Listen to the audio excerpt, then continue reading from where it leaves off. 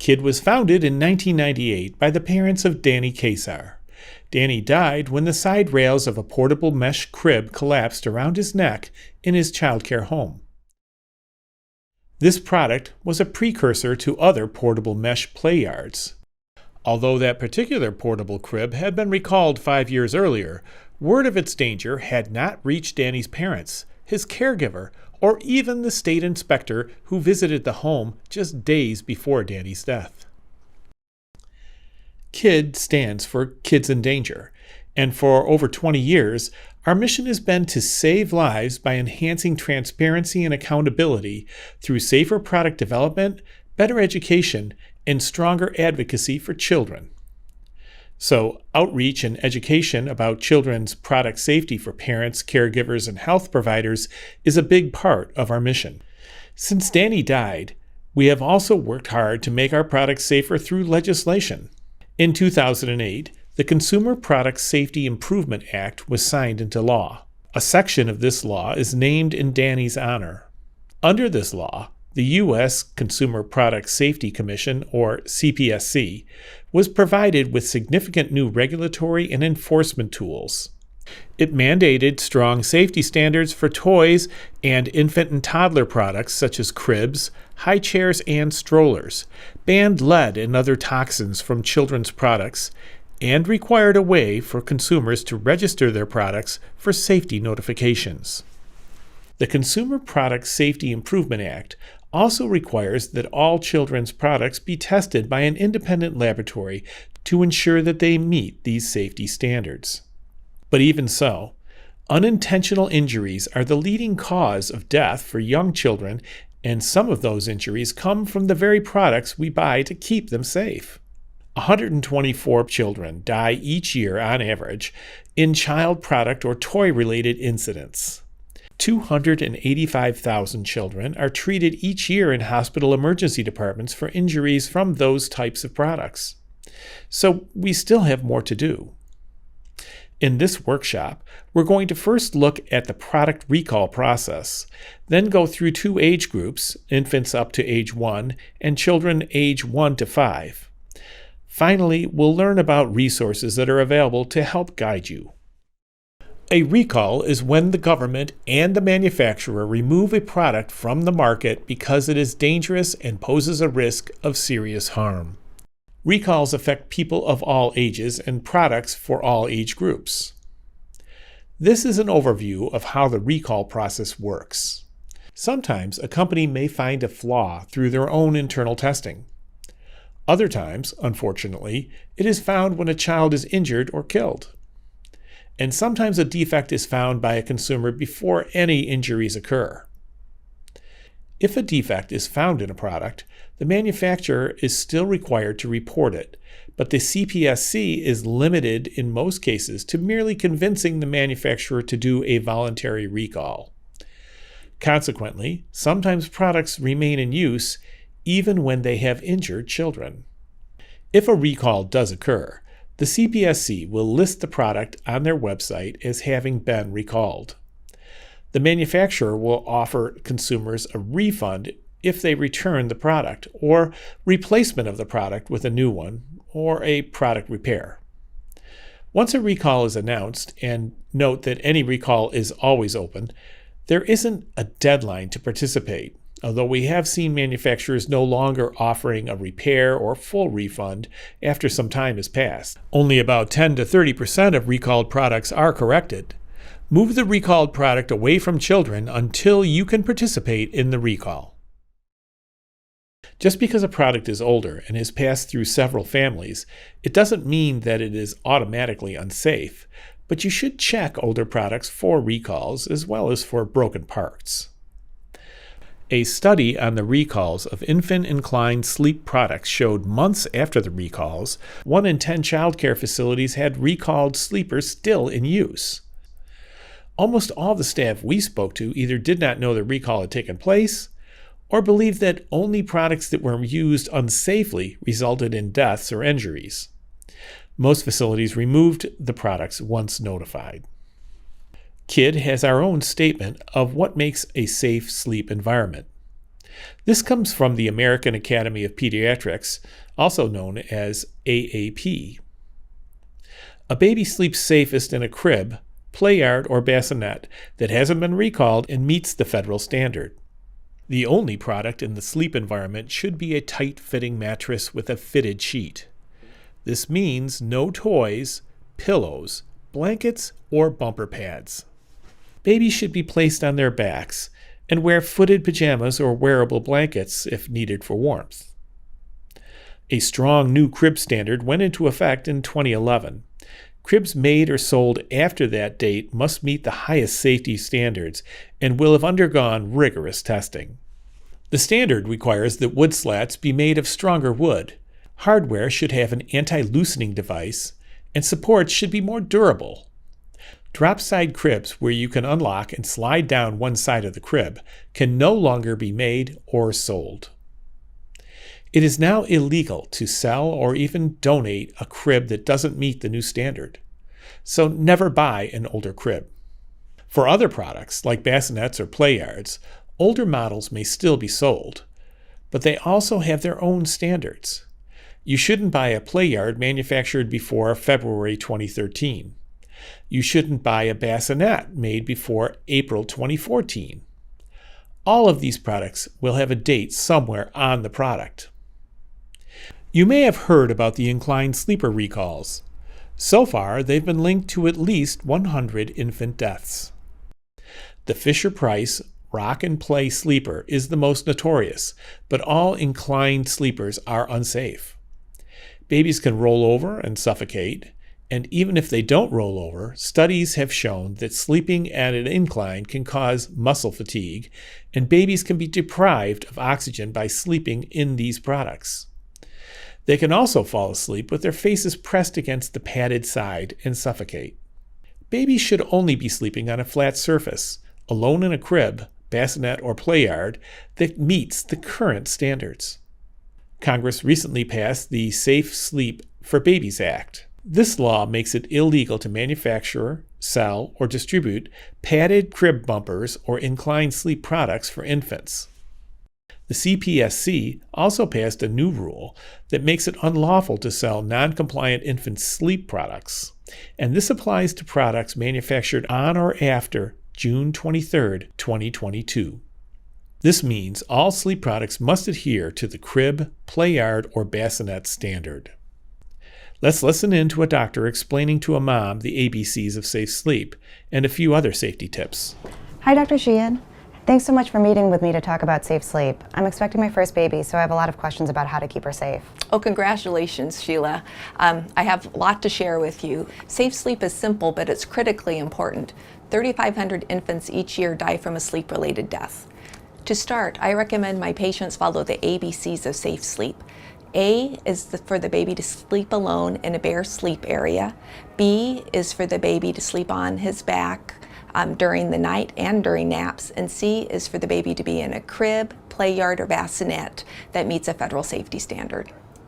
The ABCs of sleep, that's easy enough to remember. What about crib bumper pads? They make the crib look so cute. Crib bumpers and other soft bedding have been linked to suffocation. The baby's sleep area should be clear of pillows, blankets, and other products. Remember, the A stands for alone. What about tummy time? Tummy time is important, but only when the child is awake. Remember kids' principles of safe sleep. A baby sleeps safest in a crib, play yard, or bassinet that hasn't been recalled and meets the federal standard. The only product in a crib should be a tight-fitting mattress with a fitted sheet.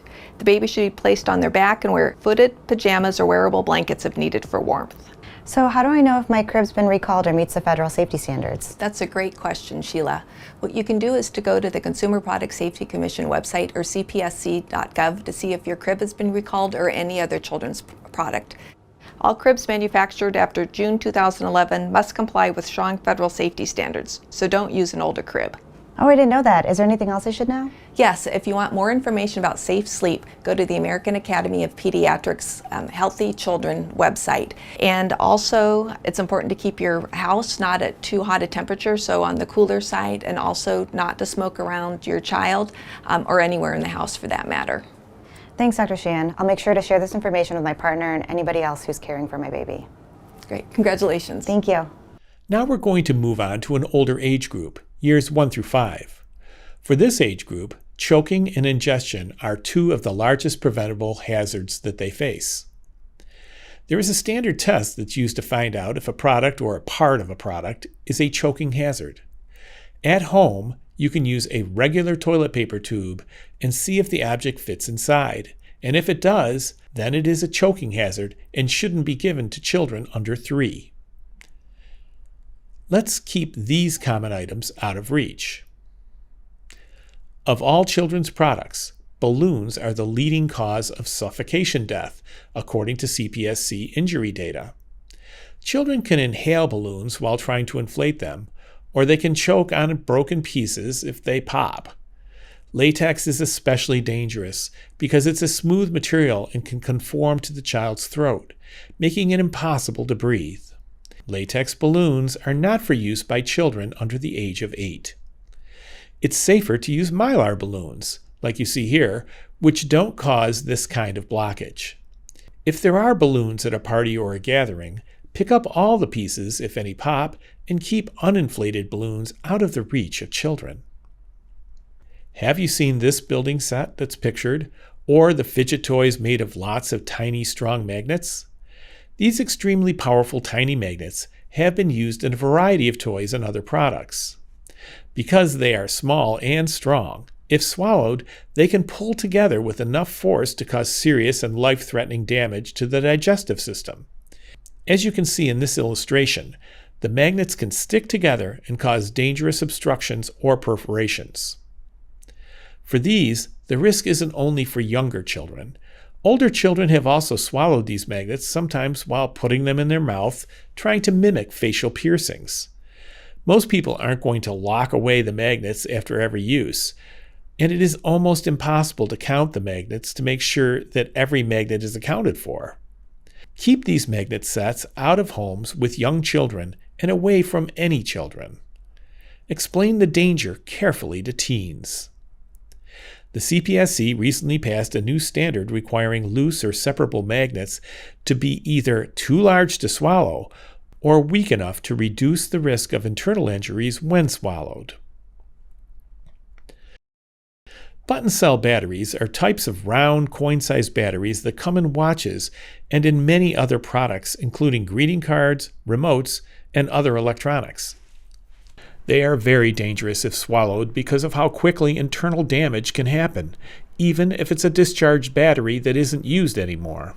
Electric current in the battery increases the pH balance of adjacent tissue and can cause severe tissue burns in as little as 2 hours. This can cause lifelong damage or even death. Congress passed Reese's Law, which requires the CPSC to create safety standards for products containing button or coin cell batteries. This includes warning labels telling consumers to keep the batteries out of the reach of children. It also required consumer products to have secure battery compartments to prevent access by children 6 years of age or younger. Laundry pods can be dangerous to young children, causing burns in their mouth, throat, and lungs if they bite them. Water beads are balls that come in large sets and are often marketed as children's toys to aid in sensory development. As packaged, they are very tiny and bounce easily, making them hard to find if lost. When soaked in liquid, they grow significantly and are nearly transparent. Children have ingested them, posing an ingestion hazard since they can expand in the body and cause an obstruction as well as poisoning.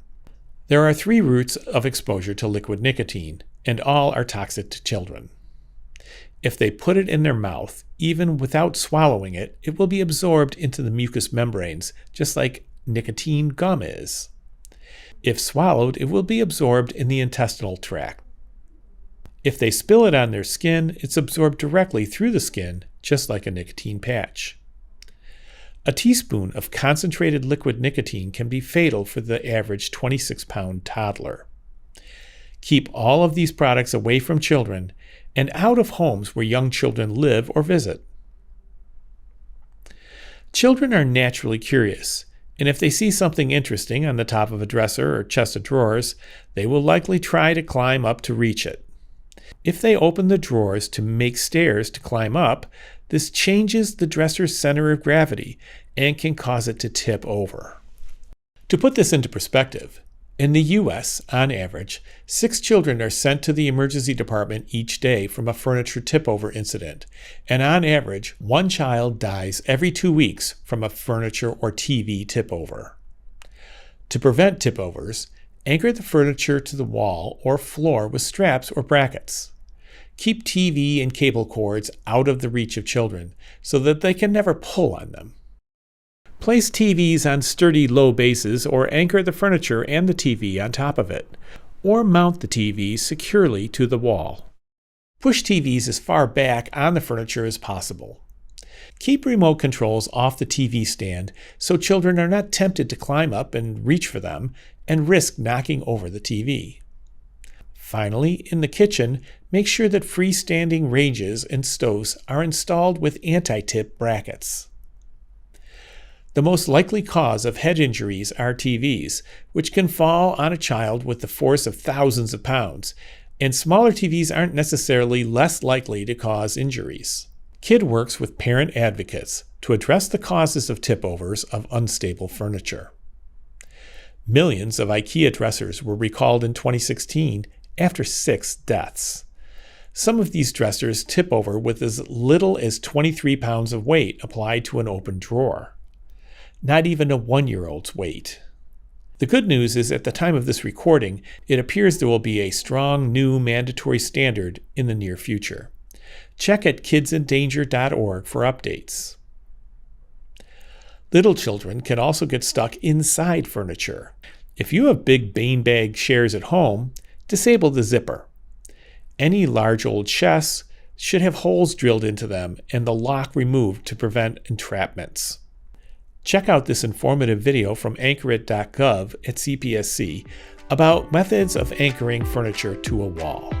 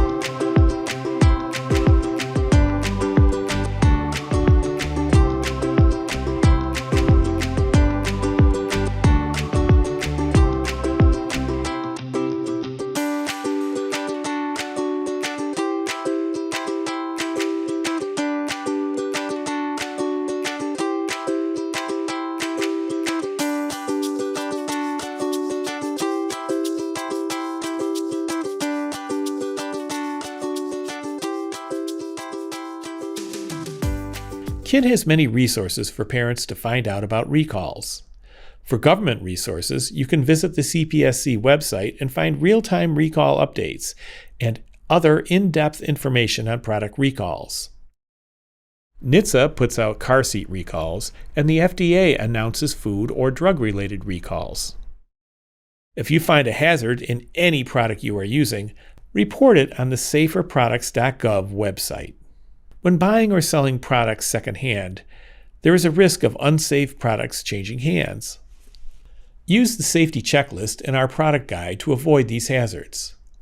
If you're buying or selling a crib, make sure it was made after June 28, 2011, and meets the strong safety standards set up by Danny's Law and has not been recalled. And some products just shouldn't be sold secondhand. Do not buy or sell secondhand car seats or bike helmets, since they may have been in a crash and will not protect a child in another crash. Also, baby bath seats or bath rings, baby walkers, crib bumper pads, and sleep positioners are not safe to use in any circumstance, so do not buy or sell them. You can find the rest of the checklist on our product safety guide. Companies are required to provide a way for you to register your product so you can be notified directly if the product is recalled.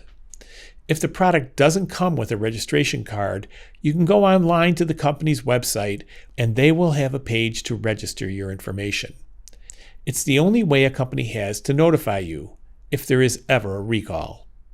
For your convenience, on KID's product registration webpage, we have a document with links to manufacturers' registration pages.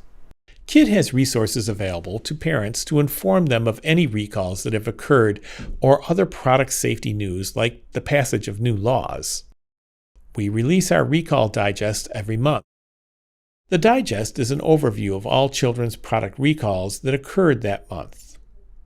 You can sign up for our newsletter that goes through any news that occurs in the children's product safety realm, or read our blogs that we put out regularly on our website at kidsindanger.org. We also post every children's product recall on our social media. Follow us at Kids in Danger on Twitter, Facebook, Instagram, and TikTok. Thank you for taking the time to learn more about children's product safety. We hope it helps protect your children and that you will share this information widely with your friends and family.